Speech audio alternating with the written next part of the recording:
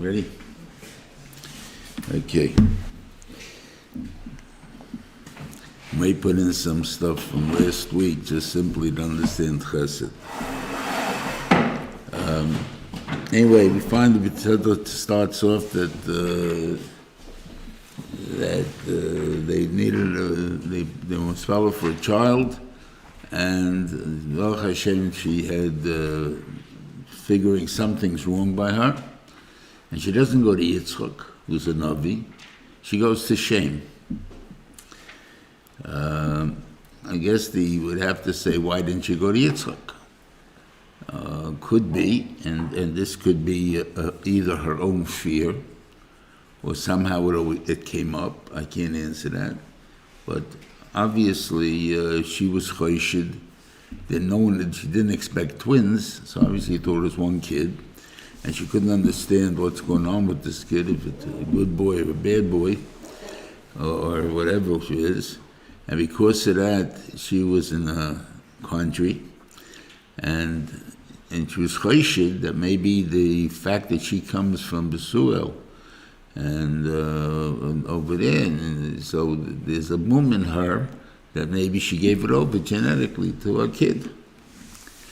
And in Emerson, this is going to be, I assume, the argument between Rivka and Yitzchak about Esav all the time was that Yitzchak would say, or could say, or think, if he didn't say, that, Rivka sees boogeyman under the floor because she was brought up in a house of Roshoyim. So everybody, sometimes a kid acts out a little bit.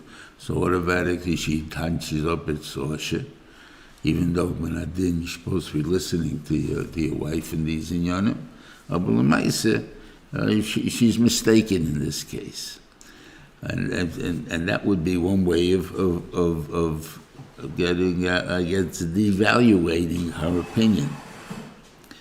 And obviously she was right in the end. So we'll talk about that in a minute. But meanwhile, that was one of the fears she had. So she went to Shem. Shem told her she has twins, and that the older one will serve the younger one, whatever that means. Right? That's what she went. So she came back. Now, she never told Yitzchak that she went to Shem. Because, how do we know that? Because it says that and all of a sudden there are twins. That means it was a big surprise. She knew, so it wasn't a surprise to her. So it must be a surprise to Yitzchak. Otherwise, she didn't tell him. And that's what the old adage, that pshat is, you don't tell a Navi anything, because if the Rebbeinu Shem wants the Navi to know, he can tell him himself. And if he doesn't want him to know, he won't tell him. So therefore, there's nothing for anybody to tell a Navi. The Navi, you don't have to tell anything. Yeah. This, by the way, is the Nevuah that she knew, that Targum says later on, when she says, Allah killas chabani, when she tells him to pretend he's Esav. So he said, what happens if he'll catch me? And who cares? He says, I'll absorb the klala. What does that mean in English? First of all, who says you can? But the Targum translates it as saying, I know b'nevuah that it won't happen, that there won't be a klala. Which nevuah did she know that by? So obviously this is a nevuah that she knew it by. Since she's going to be above, so obviously there was no klala. Or it wasn't chal at least. So that might, so I was able to guarantee it. Okay. Now it says, whatever the day was, there's all kinds of midrashim about that day. Avram died. At this point you have to know, there are things that happen in life that is the result and the start of something.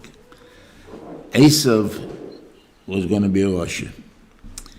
And because of that, the Rebbeinu Shem took Avram 5 years earlier. So you shouldn't see that. Because this, on this day, when when he was 15, he killed Nimrod. He was mizana with somebody. In other words, he did a bunch of averos. And it would have been very upsetting to Avram Avinu. So he died. What caused Esav to go off the derech completely? The fact that Avram died. In other words, Avram should have been, how could he die? He's such a tzaddik. Now, he knew that much, that what tzidkis was. Just that either he had a big yetzer hara or whatever it is there. He wasn't a kaifer. He just wanted to do it, whatever he wanted to do. So he can't believe that he died. And if he died, then obviously God is not fair, whatever it is there. So therefore, whatever he went became bad. But so it seems to be that this is good for what caused him to become bad. The fact that Avram died. And yet on the other hand, the reason Avram died was not to make sure that he doesn't see him become bad. So in other words, Esav would have become bad regardless. That's a Metzias. The Bench knew. The Shaila is what's going to push him over the edge. In the particular case, it happened to be the part that wanted to protect him from Avram was the one that pushed him over the edge. But it would have been something else the next day, or the same day.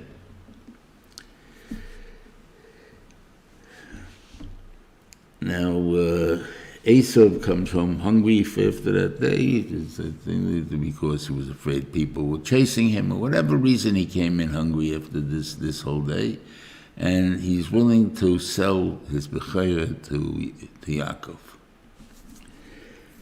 You know, that reminds you of a story.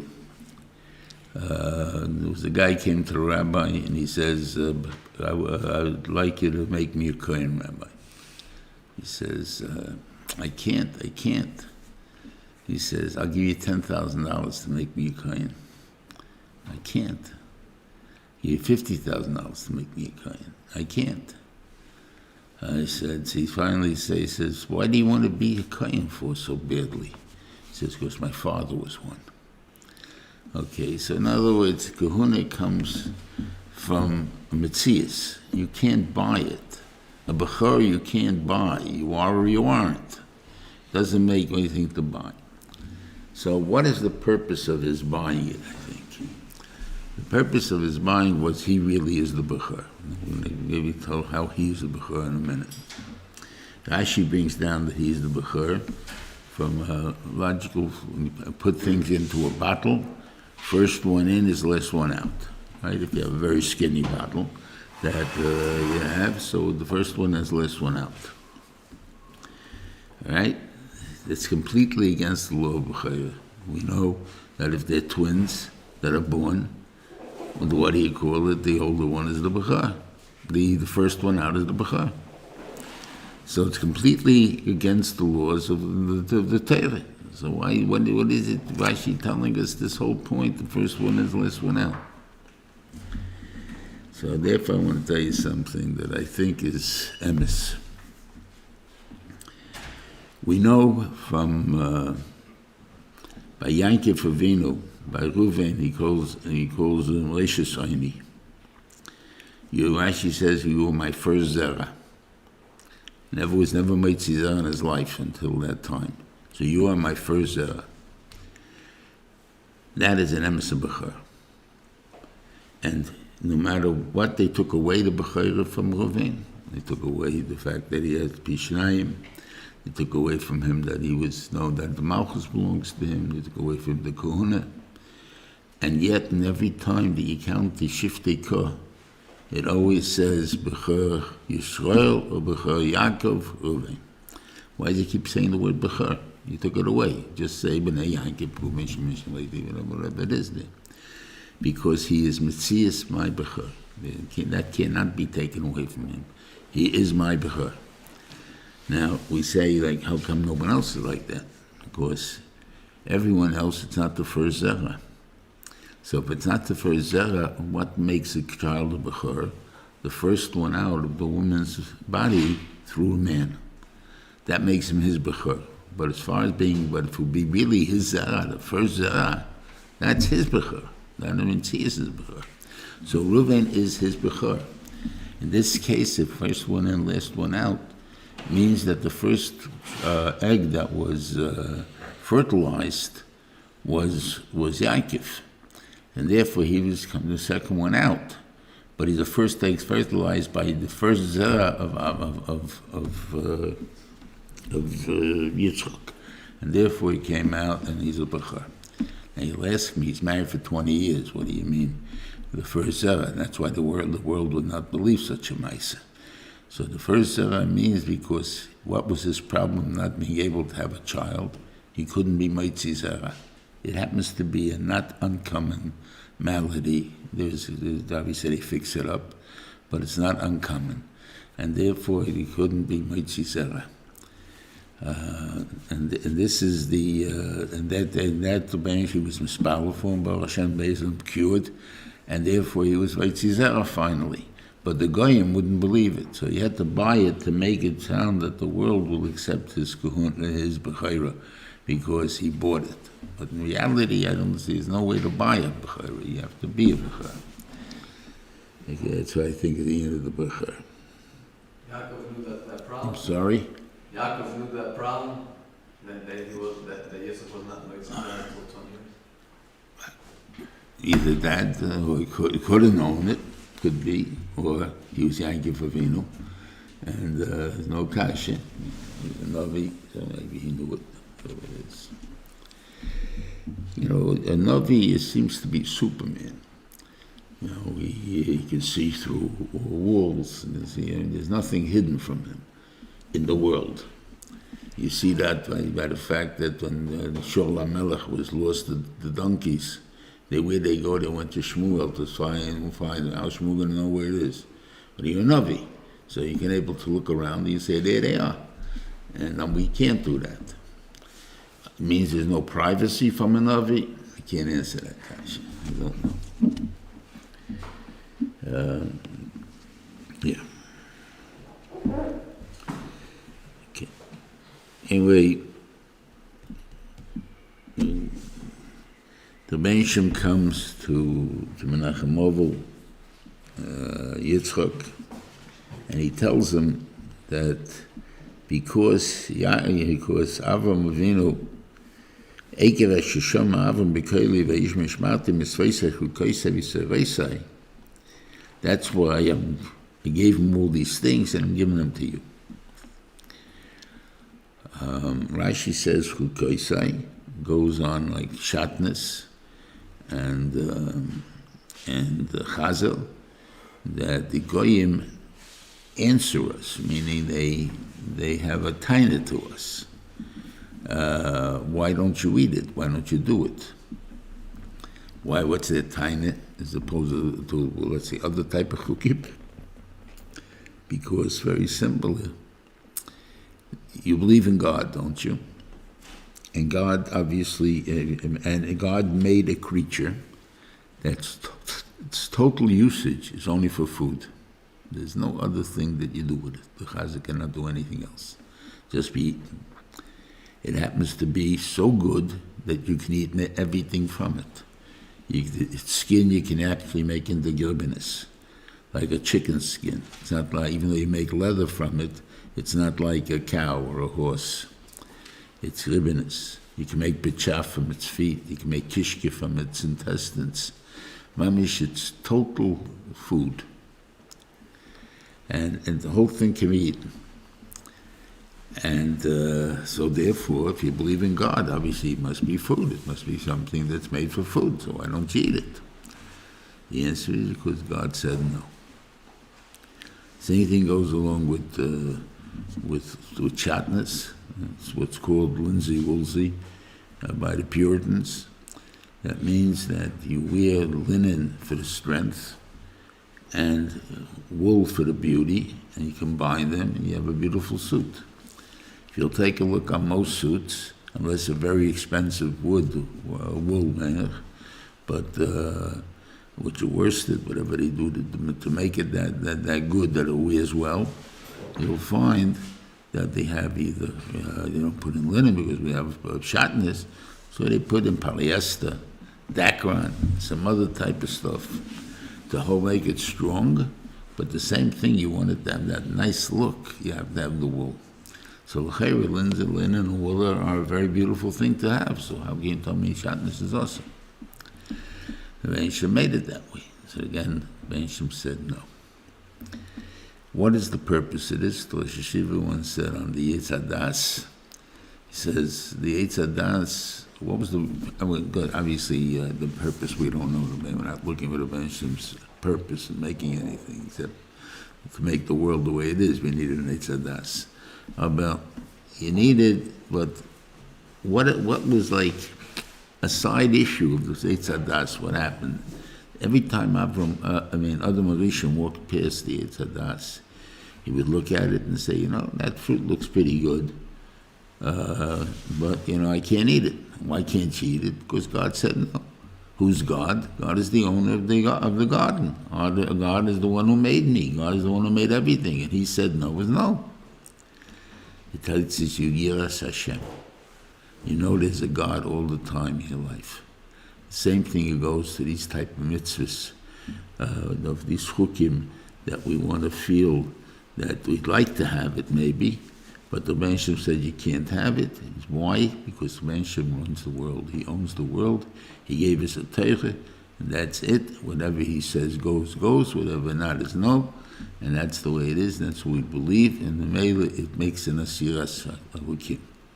So the chuk, you have to raise it until it becomes a parah, which is a couple of years, and then you can first make a paradum out of it. How long is it going to last like that? But the kayash is, Benshim costs millions of dollars. Like the woman Nisina said, I could ask you for all the money in the world, you would have given it to me. So it's many dollars, it's very expensive. Everybody buys very expensive stuff for their wives. You had a guy has a fight with his wife. He wants to make her feel good. He goes out and he buys the real good flowers from a florist, not from the garage. And he paid $100 for a dozen. And he brings it home, and oh wow, what beautiful flowers, anything there. Where are we going to put it? So we got to get a vase. He said, we hunt for the vase to get the long stem. It's not so pushy to put them into a vase. So it was that way. But anyway, we finally found a proper vase for it, and we putting in. Where are we going to put it? You can't put it in the kitchen. We all eat in the kitchen, but it's such a crowded place in the kitchen. You can't put it there. We'll put it in the dining room table. But nobody eats there until Shabbos. Okay, but it's still on the dining room table. We'll see it when it's there. The truth is, how many times you really walk into the dining room when during the weekdays? Really. Unless you use it for something else. But if you're using it as a dining table for Shabbos, very rarely do you go in there. So she passes through every so often, and she takes a look at it and says, wow, very nice, and she goes weiter. Finally comes Shabbos. Everybody's sitting around the table, and now they all see how beautiful the flowers are. And someone says, can we at least remove the flowers because we can't see each other? And you take the flowers and you put it on the back of you, the wonderful thing, and nobody looks at it, whatever it is. And then a day or two after that, it starts to smell. You have to dump it and has to find it. It doesn't go down you're packing very well. It's all uchi and good. And I spent $100 for this or more. Wouldn't it have been better if you went and bought something that can last and something that you may enjoy? No, because I want to show her I'm willing to spend money, and waste money really, because I could have done the other thing, just to please you, just to make you feel good, to know that I care for you that much. That's the main thing. So the same thing for the Rebbeinu Shalom. We do that. Bisman hazeh, I would say to the esrik. In Adin, you probably can be kosher for about $25 for everything. So why are you spending about $400, $500? By the time you get everything. Because I want to show the Rebbeinu Shalom. It's only for a few days, especially this year. It's only going to, in the coming year, it's only going to be one day that we're going to have the Reise. It's no the Reises next year, only the Rabbanas. And we're still going to pay the same amount of money. It's not going to be a bargain. So why are we doing this? because we want to show Hashem that we love Him. So that's Ahavas Hashem. So all mitzvahs that cause you a loss, or at least you feel there's a loss, Shabbos, Yom Tov, whatever it is, I can't earn any money, whatever it is there, those teach you Ahavas Hashem. Because why are you doing it? Because I love God, and He told me to do it. There's a third one, really, of Chukim, and that's where you're not allowed to be neneh from Avodah Zorah or any type of let's say Chumash or Pesach and things like that. Where it is where you have to waste a lot of money, possibly, by Avodah Zorah for sure. If you know that it was Avodah Zorah, so even though you can look at how much Torah you can support, give all the reasons you want, I can't because it's worthless. It has no value. So it has no value. So what is it teaching us? It teaches b'tochen HaKadosh Baruch Hu. When you say we can't use this, means we don't need this. That means we have b'tochen HaKadosh Baruch Hu who will supply us the needs from somewhere else. And that's the main point that we're trying to show. So that's the importance of Chukim. Chukim are very important. And they build us by not, even though we don't feel it, we don't know why we're doing it, it internalizes itself in us, and it builds us and forms us.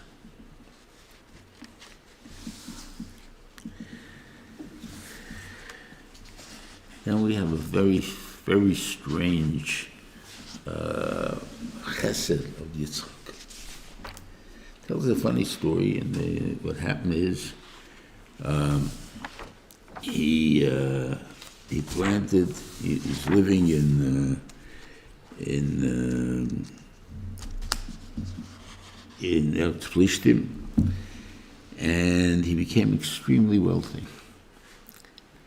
I don't know what happened to money from Avraham Avinu, but whatever it is there. But from him alone, simply he himself became extremely wealthy. He became 100 times more than what either normal, or 100 times more than 100 times of normal.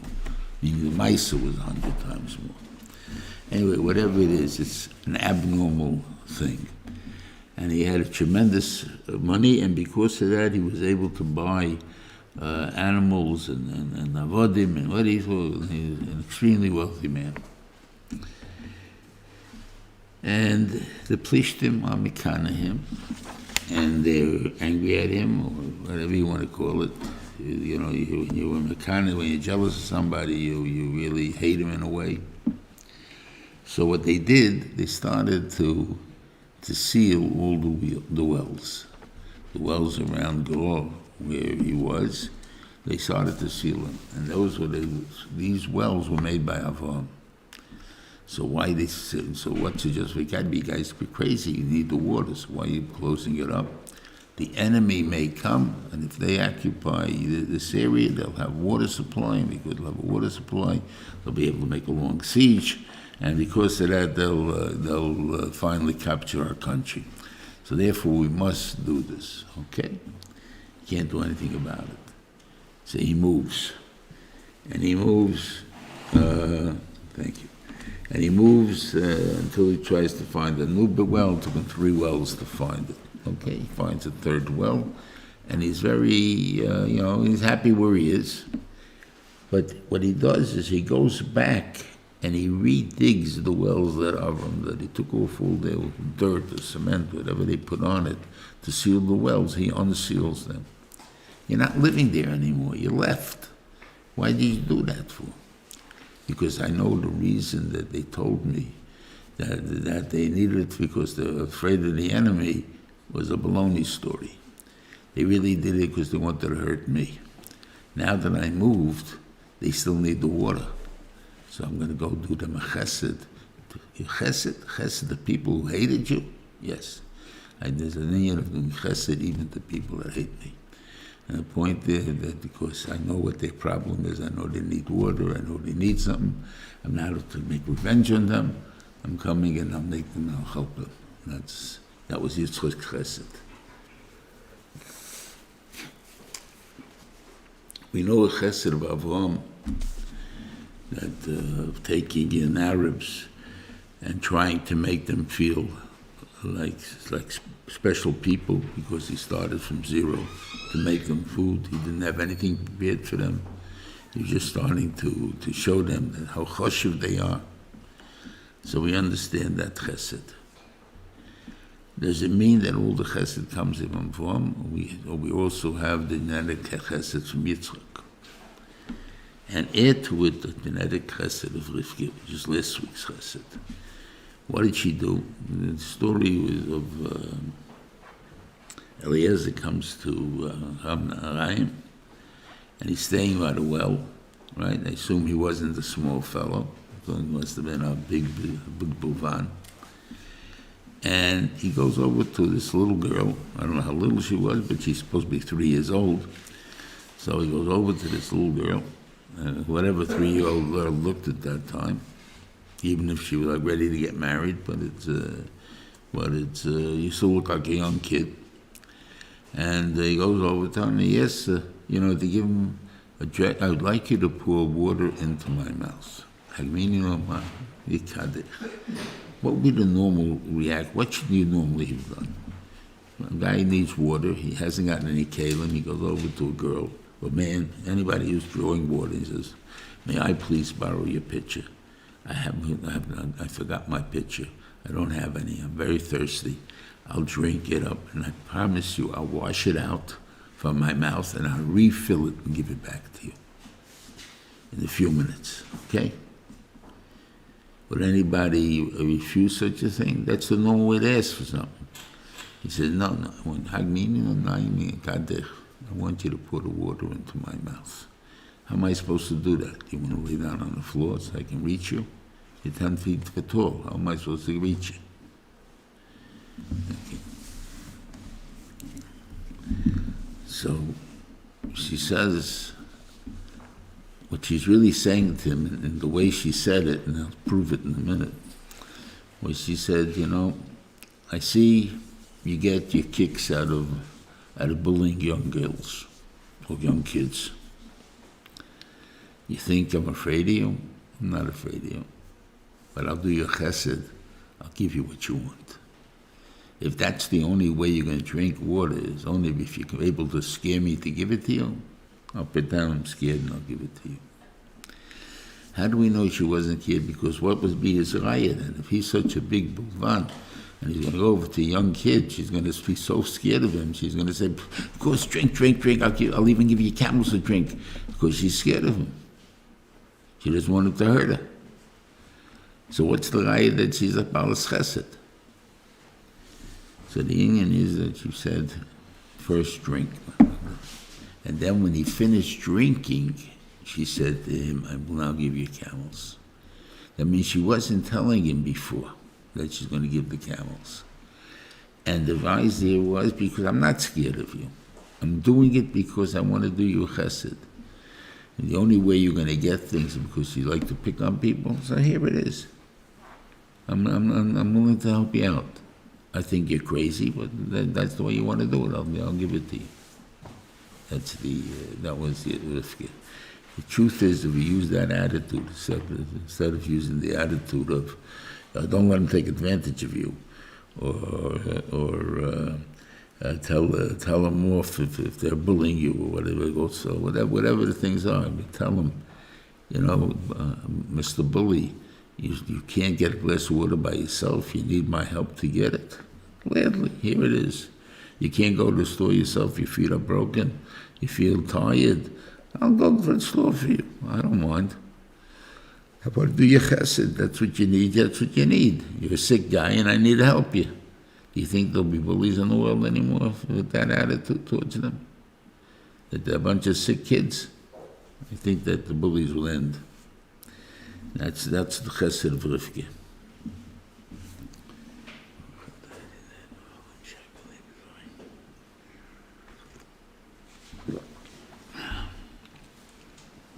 He comes,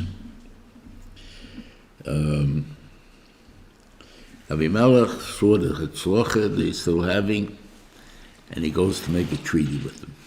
And it seems to be the same words as he used by Avraham Avinu. And it says again the same thing. Why is it called Beersheba? Because they swore and they built and they had the well, and they called it Beersheba. Well, if they called it already Beersheba in Avram's time, why are you calling it Beersheba in Yitzchak's time? We know the name of the town. So we must say, what was this bris that they made? I assume the same bris he made, but Avram Avinu, which was they take over the education of Beersheba, that he's going to have his own school, his own thing in Beersheba. So therefore, Yitzchak, you see, was doing the same work Avram was doing. He was being Makar of people from all nations and all people, and he had a yeshiva there, and that's what he was doing. He was making peace. So when did he take it over? When they came to him to give him over the same deal they made with Avram Avinu. And that's why he goes back again, that it's Beersheba, the continuation of the Beersheba that Avram created. I think we spoke about last night. I think Baba Yeva, he was still speaking here. Yeah, let's do it. Okay.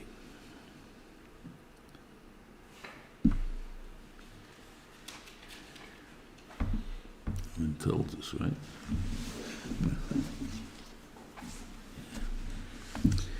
Anyway, Torah tells us that Esau got married. He's 40 years old. He marries 2 women, and both of them are Chitis. You'll see Rashi in Parshas Vayishlach will say that Olivama Basano, the word he took, that's Yehudis Bas Be'eri. And she's really a Chivi. She's not a Chiti. And the funny name he called her, Yehudis Bas Be'eri. It's a fake name. It's an alias. It's not a name. The name was Olivama Basano. So why did he call this name? And why did Bedavke not admit to her to a Chivi? Because Avram Avinu and Yitzchak Avinu, they both refused to accept into Klal Yisrael a Chivi. Who is this Chivi that they refused to take in? Is Timnah. Timnah, which became Pelegish to Eliphaz, and gives a mother Amalek. They refused to take her in. Why? Because she was a Chivi. It doesn't say why in the things, but I'm going to explain why the Chivi is the problem that bothered them. But they refused to they all turned her down. And she wanted so badly to become Medubik, Rashi says, to the children of Avram, because they loved Avram so much. That the party doesn't say, just they wanted to be Medubik to the children of Avram. To such a degree, she was even willing to become a Pelegish to Eliphaz, who her niece is the wife of Esau. Wow, what a letdown on a person, right? And yet she was willing to do that just to be part of the family of Avram Avinu. That's why she got Amalek. Now, what was wrong with a Chivi? The Chivi, I show, we have the Maisa by, who's the Chivi that we know of? Was Lina was with Shem and Chamor. Now, with Chamor can talk one way to one person, talks the other way to the other person. In other words, he's a good actor, he's a good politician, whatever you want to call him. We also have the cities that made Shalom with Yoshua, Givon, and those cities, and they pretended to come from a far place, and they again were actors. And being an actor, they can pretend to be whoever they want. He couldn't bring in the Chivi into a house that Yitzchak, because he wants Yitzchak's approval. He's not going to bring a Chivi into the house. So he pretended she's a Chiti. And how would he pretend? He called her Yehudis. Yehudis means I don't do Avodah Zarah. So that was, I thought, what a great girl she is. but she couldn't put on the right act. Unfortunately, she was a Mavasuach to Rivka and to Yitzchak. Because she was a lousy actress. So the idea was that he wanted that she should fool them into thinking she's a chiti and not a chiti. Okay, now, Yitzchak decides he wants to give a bracha to Esav. He tells him to go out. And Rashi says two things he tells him to do. I want you to make sure it's kosher, and I want you not to steal it. So then we see from here, I don't think he would tell that to Yaakov Avinu. Don't steal and make sure it's kosher. So obviously he knew who Esav really was. But he let himself be fooled, like a father usually does, by asking those silly questions, and he knew that he didn't learn. If he asks a kasha the Yemaisa salt, that doesn't show any intelligence, that doesn't show that he learned the Mishnahs or anything. It shows he's ignorant. He just knows the Maisa and he doesn't know what. So he answers a stupid question. So he knew he didn't learn also. So why is he wanting to give him the brachas? Because he touched up that by asking the stupid questions, what he's trying to show me is he really wants to learn. But it's hard for him. He hasn't got the focus factor. He can't focus. He has the Yetzer Hara. He wants to go running in the fields. He wants to, whatever the reason is, I can't do it. But I want to know. I want you to think I know at least. Right? So therefore he asks questions that are silly. And Yaakov knows he's also lazy, and therefore he may not do the shecht kosher himself. But on the other hand, he knows he will not do anything against Yaakov Avinu. Otherwise, against Yitzchak. If he didn't know that, then how can he trust that if he's the guy that eats tafus, and what do you call it? How can I trust him? He's not going to steal it and he's going to shecht it. So obviously, Yitzchak knew that Esav loved him to the degree that he will never try to fool him. And therefore, those two things, I can trust if he tells me he's going to do it, he's going to do it. That's what he told me.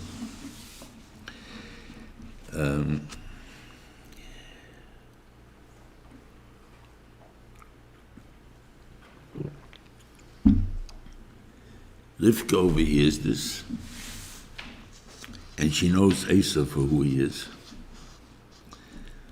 and figures that Yaakov Avinu, knowing Esav who he is, but hoping that Esav is really a good kid, wants to somehow make a partnership of, let's say, Yisachar Zvulun partnership, that Yaakov Avinu will learn.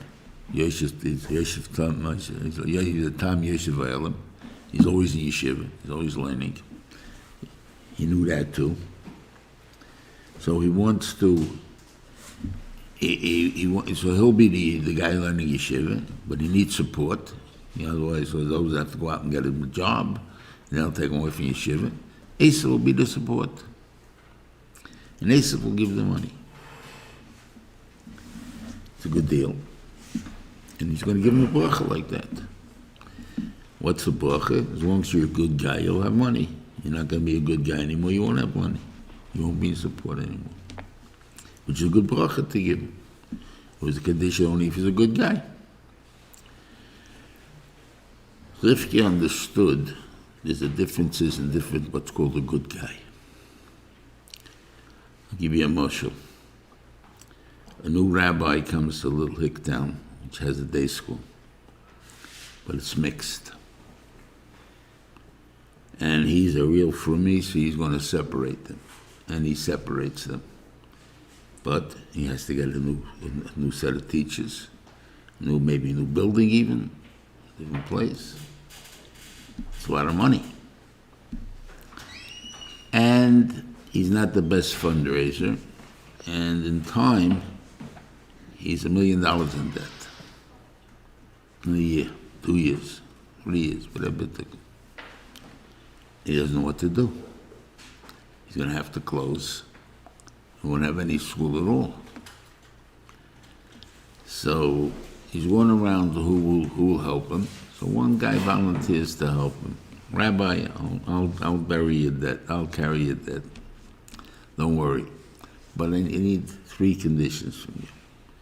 You know, yes, you didn't have Sunday school.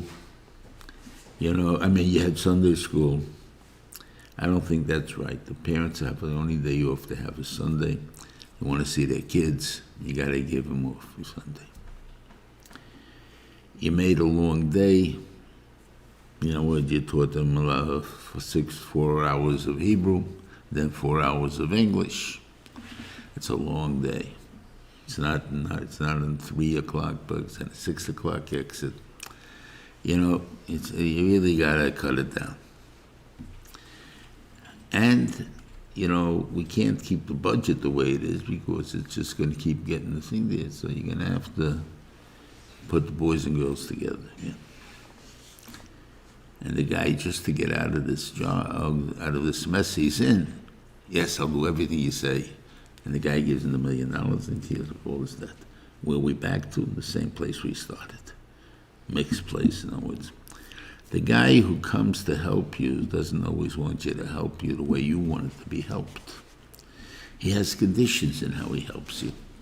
And those conditions usually, this is I found. It may not be true in all cases, obviously, but very few people will support institutions that claim that they're better than they are, or that they're training people to be better than they are. For chaykim, you'll get all the money you want. Kill for krayvim, I wouldn't bet on it. And in a way, the better you become, the less your support becomes, because there are only fewer people that want that. And that's what she was afraid of. Esav, he'll support the yeshiva, as long as you're going to support a lifestyle similar to mine. You make a little more religious, maybe you daven more in the morning, but I expect afterwards you go out and have a good time. You want to study? Yeah, that's not for guys in my place. I know the reality. Guys don't want to really study, so we're going to make a good gym and a good library and a good place for computers and whatever. Everything you want we'll have. Every game, give you a good time, and so you'll have. You want to come to school, whatever it is. This is the thing. That's not what we want.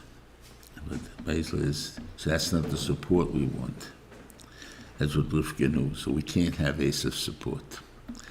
So what he wants to do now is she wants him to go take Esav's bracha, which is to support Torah, and you become self-supporting. So it's not a point that he got Torah, he got a bracha. He didn't get a bracha. He got a bracha that he doesn't have a partner, Esav. That was his bracha. And therefore he can be self-supporting now. But it's going to be hard self-supporting because you're learning and working at the same time, or somehow you're getting money, or you're going to have your own Yisachar Zvulun deal. But you'll have to have that foundation. And that's what Baruch Hashem we are now. If you remember, and most of you won't remember because you're young people yet, but when I was a kid, most boards of yeshivas were made up of Mechalei Shabbos. The people that were Mechal Shabbos, though, were kosher people. They came from former families, and maybe they did. So the main reason they gave money to yeshivas was that the kids should have what to eat, the kids should have what to be, whatever it is in the Jewish atmosphere. Because they were Jewish, they believed in Yiddishkeit and the nationalism of Yiddishkeit, and they were able to support the Torah. Their children, unfortunately, not being kosher children, don't do that. So therefore, if they were to support us, it wouldn't happen. They don't want to support us. There are different federations, things like that, where all of a sudden there are different deals. Not all federations are that way, but in a lot of places, that's the deal. We're equal. You're from fire. That's all one thing. And that's the part that we don't want. We want to have our own support. Baruch Hashem, the Ben Hashem is able to do it to us. It's given it to us now. So now the boards are Baruch Hashem. We have a ganz feine billionaires that are from Eden, Baruch Hashem. Okay? And that's the ones who are supporting Tehillim. And they even don't have to be billionaires. They have to every Pasha Yid knows. And he wants to give Meisel if he can, or whatever it is there. And Baruch Hashem, we're able to support all the institutions we have.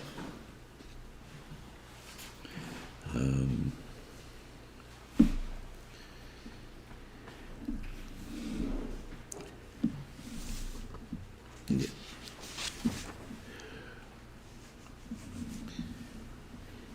Now, interestingly, Yaakov agrees, but he's still afraid that, he's going to touch him, he's going to feel him.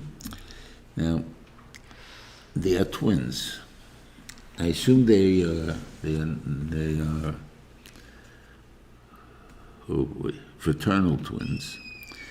That the pshat is they're not identical twins. They're not one egg, they're two eggs.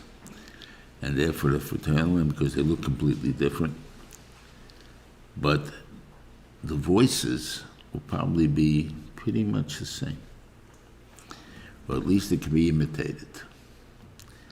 Now, from the voice sound, I don't think, because otherwise if you sound like Yaakov and you sound like Esau, what are you going to do?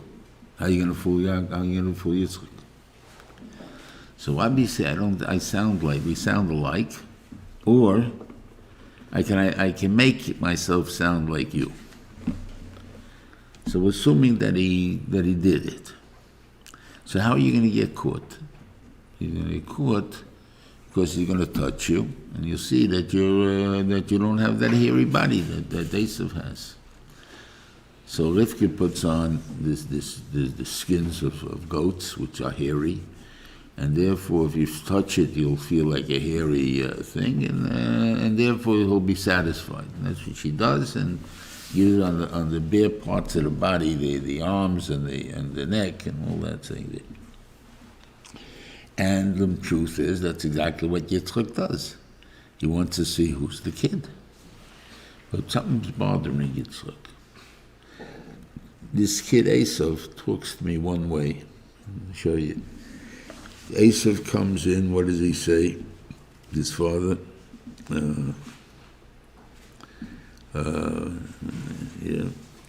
Yokum Aviv, get up, father, in order you should bless me. Now let's see how Yitzchak said it. How Yaakov said it.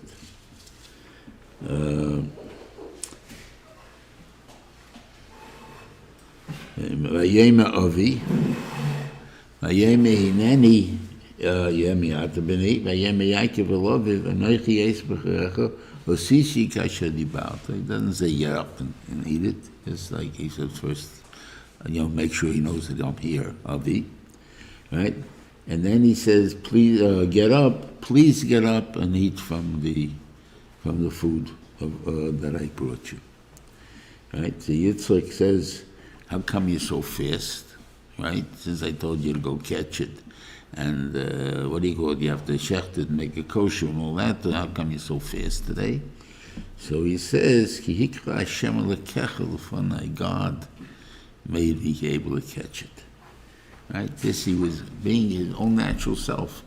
This he's talking like sometimes you say Mirza Hashem, Baruch Hashem, just from Regilus. Whenever somebody says nicely, you say Baruch Hashem. If you're going to be someplace, you always say Mirza Hashem. And you mean it. It started off obviously because you meant to say it every time and so on, but now it becomes that you can't even talk without it. And that's the thing that Yaakov couldn't act like Esav. In other words, he was trying his best, but the please came out. And the God came out. It was not something that he planned. And therefore, well, in that way he fooled himself, meaning Yitzchak knew something was fishy here. So kol Yaakov, that's the kol, doesn't mean it sounded like Yaakov, but what he says is like Yaakov, and yet the hands are like Esav. It doesn't make any sense, but he loves such a deal. In other words, he doesn't mind that there should be such a person that the hands are. So maybe it's forth working his dream. His dream is working. Not that he should learn so far, but at least be religious. Okay.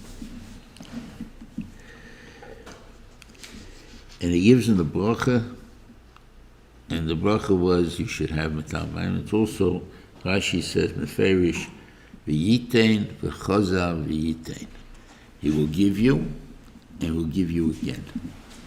Why do we have such a strange bracha? Why not just give us? Right? By Yosef, he just gives him. He says, you'll have from Shvani Oretz, you're going to have everything you want. But us, he said, forgive, because he was giving the bracha of Esau, not the bracha of Yaakov.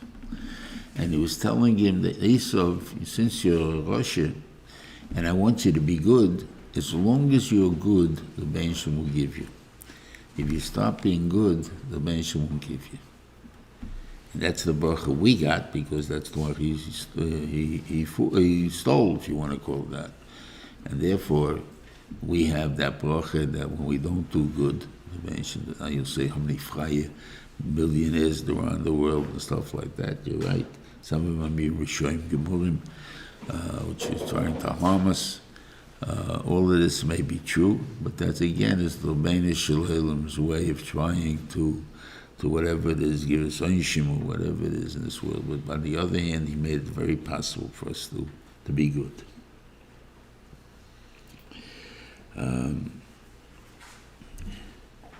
So he comes in, and then Esav says to his father, when Esav comes and he's bringing the same thing, and who are you?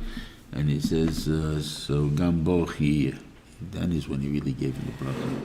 Gave him the bracha there, but now he knew someone fooled him. That Yaakov was here. He gives and says, Gamboch here. Why did he agree? Now, we didn't tell him. Esav would hear that, he should get very upset, but maybe he didn't know how much that meant. Maybe he thought he gave him the bracha before. This doesn't mean anything, Gamboch here. But why Taka did he do it? I think this much. He understands. He knew Rivka always acquiesced to him.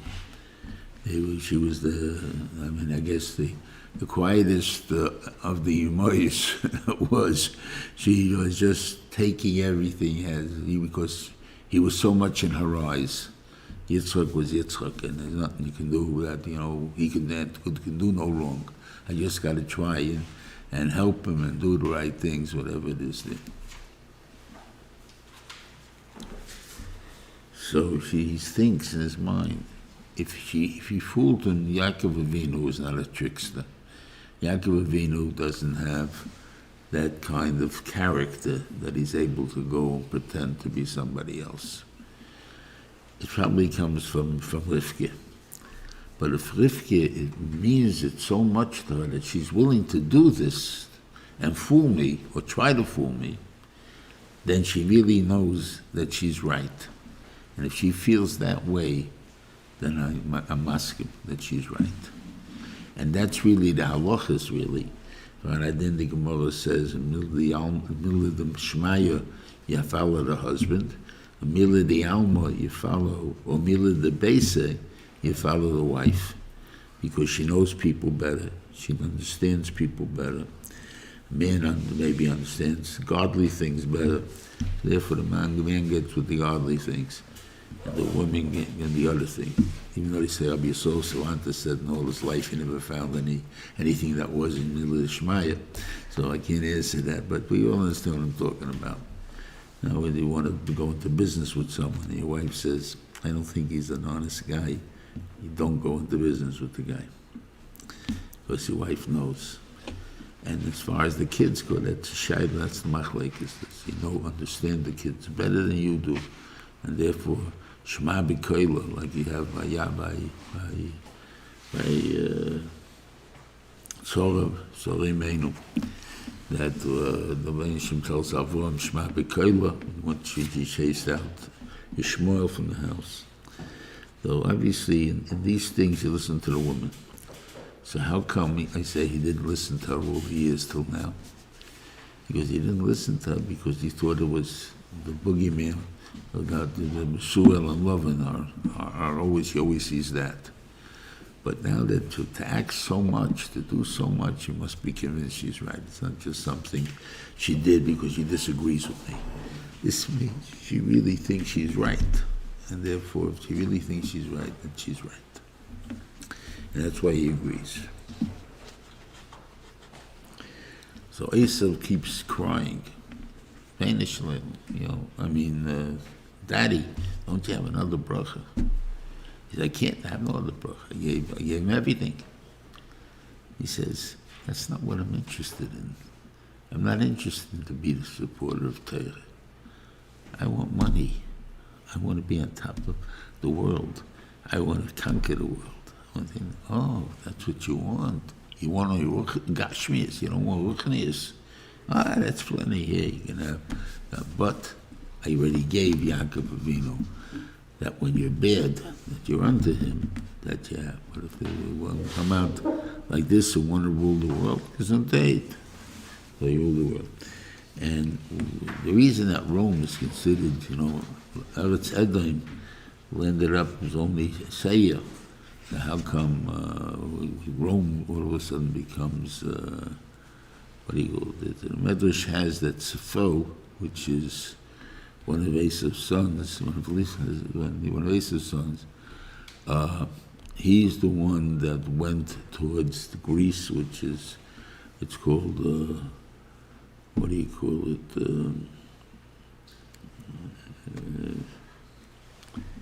Italia, the love of the oven.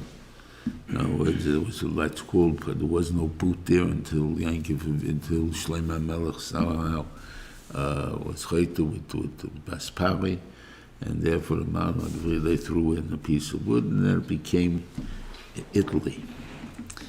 And that was technically part of Greece. If you see, there's very little, there's only a small strait over there, and therefore there was only one country, and he settled there. And he conquered it, he settled there, but that's how Rome became as Esav, the thing that.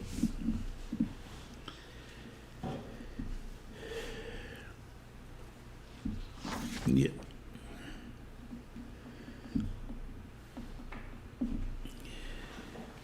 Now, you'd think that Rivka really didn't like Esav.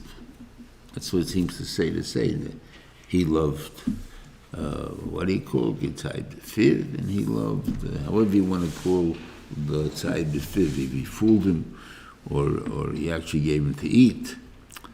But he had a relationship with Esav. He loved him. Doesn't mean he didn't love Yaakov. I'm sure he loved Yaakov, but Yaakov was in the yeshiva all day. So there was no real contact with him daily, because he's always learning.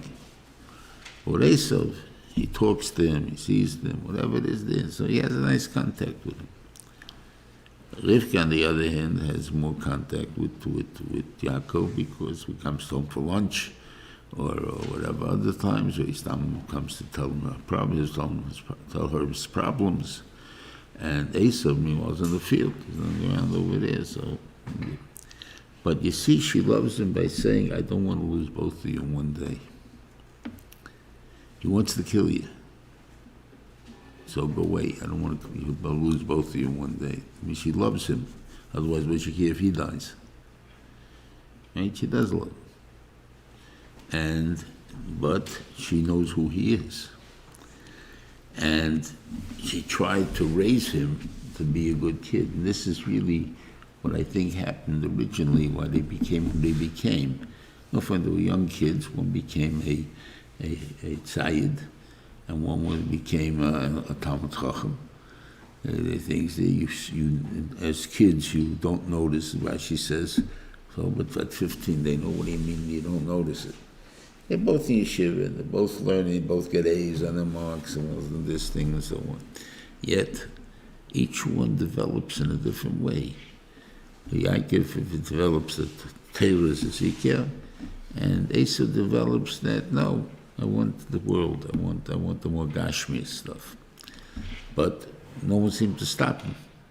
So on.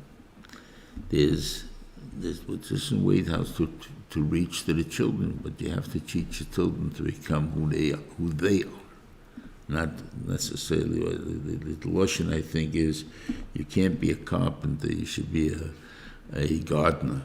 A gardener forms the tree to go the way he wants it to go, but it goes by itself. On the other hand, a carpenter chops down the tree and he puts it in any way he wants, and he can make a round hole going into a square peg, or just the opposite. Square peg and a round hole. And and then you have trouble. That's the basic thing. I don't think they did that. Anyway, have a good Shabbos, everybody. Matzlacha Rabbe. Be well.